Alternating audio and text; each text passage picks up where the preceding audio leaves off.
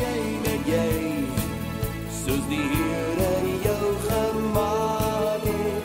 Wees jy net jy, ja jy mag selfs jou eie smaak hê. Wees jy net jy, want daar's net een van jou, jy's gemaak op 'n blauwdruk, alles is haar fyn beplan. Goeiedag geliefde, aan die einde van hierdie reeks waar ons 'n bietjie kyk na die inhoud van wat dit is om jou naaste lief te hê, kan ons nie anders as om af te sluit oor, wanneer ons dan praat oor ons naaste, praat ons dan ook oor ons vyande. Want maak nie saak hoe jy na die lewe kyk nie, vyande het jy.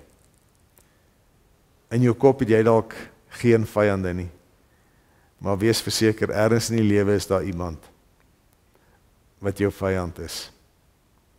En daarom is dit so belangrik om hierdie week af te sluit met Matteus 5, Jesus in die bergpredikasie van vers 43 af. Julle het gehoor dat daar gesê is, jou naaste moet jy lief hê en jou vyand moet jy haat. Maar ek sê vir julle, julle moet julle vyande lief hê. En julle moet bid vir die wat julle vervolg, sodat julle kinders kan wees van julle Vader wat in die hemel is. Hy laat immer sy son opkom oor slegtes en oor goeies, en hy laat reën oor die wat reg doen en die wat verkeerd doen. As julle net die lief het wat vir julle lief het, watter loon kan julle dan nog verwag? Maak die tollenaars nie maar net so nie? En as julle net julle broers groet, wat doen julle meer as die ander? Maak die heidene nie ook maar net so nie?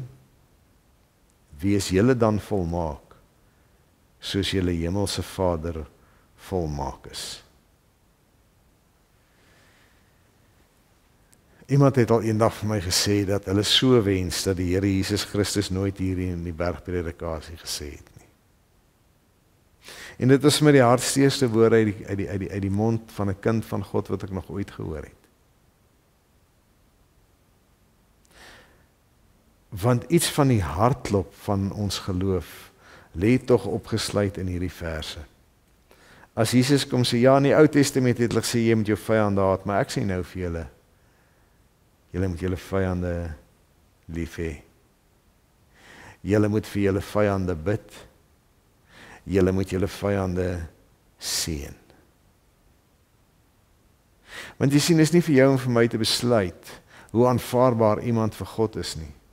Hy gebruik die voorbeeld deur te sê, dit gaan goed met slegtes en goeies eet, slegtes en goeies geniet die son op hulle lyf, slegtes en goeies kry reën. God besluit daaroor. En net soos ons Woensdag gesels het, nie mag oordeel nie, want net God kan oordeel. Ons kan onsself nie verhef tot gode nie.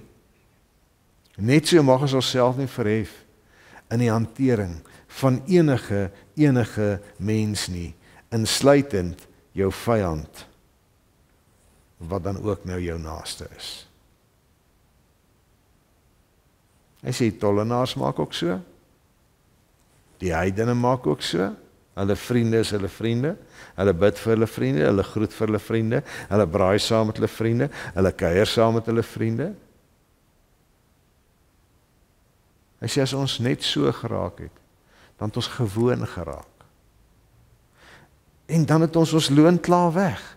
Dan is daar vir ons niks meer hierna nie, want ons is dan nou tevrede in die geselskap waarin ons is. Ons het onsself nou gesis in 'n lekker lewe in saam met die wat ons goedgesind is, en daar is ons nou heeltemal tevrede. Maar kyk wat sê hy in vers 48, wees julle dan volmaak soos julle hemelse Vader volmaak is. Dis die ou woorde van die Ou Testament, wat hardloop dwars deur die Ou Testament, deur die Nuwe Testament, tot in Openbaring, wat sê, wees heilig, want ek die Here, julle God, is heilig. Julle moet soos ek wees, julle moet soos ek maak, julle moet streef om te doen wat ek doen. En tot op die laaste nippertjie stort ek my liefde uit, in die hoop dat iemand gered kan word. In die hoop dat iemand die hartklop, die liefdeshartklop van God kan hoor en so aangetrek word daartoe, dat hulle God sal aanbid, dat daar wins sal wees vir die koninkryk. Dis wat hier staan, en dit is wat naaste liefde is, en dit is wat bid vir vyande is. Dit is wat dit is om jou vyande te groet, om vir jou vyande goed te wees, om selfs jou vyande te seën. Waar op aarde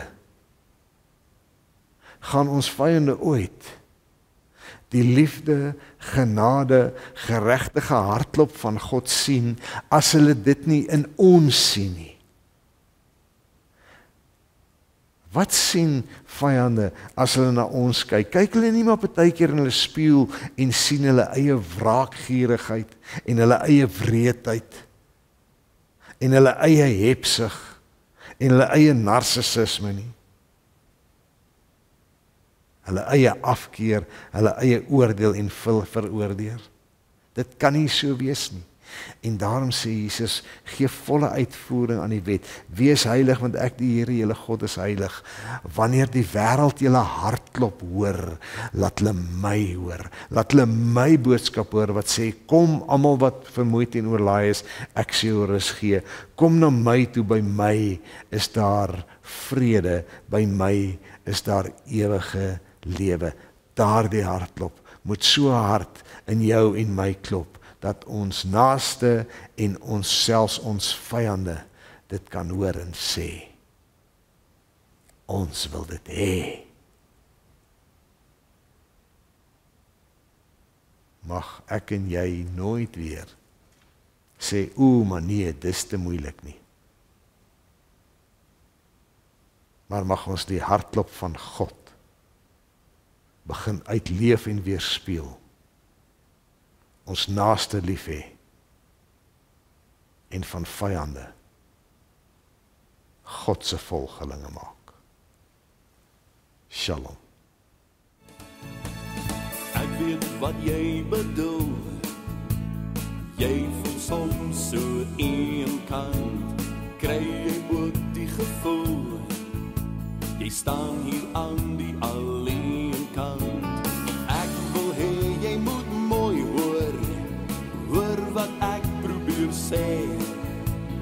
Luister nou met 'n fyn oor, jy's gemaak net soos hy jou wou hê. Wees jy net jy, soos die Here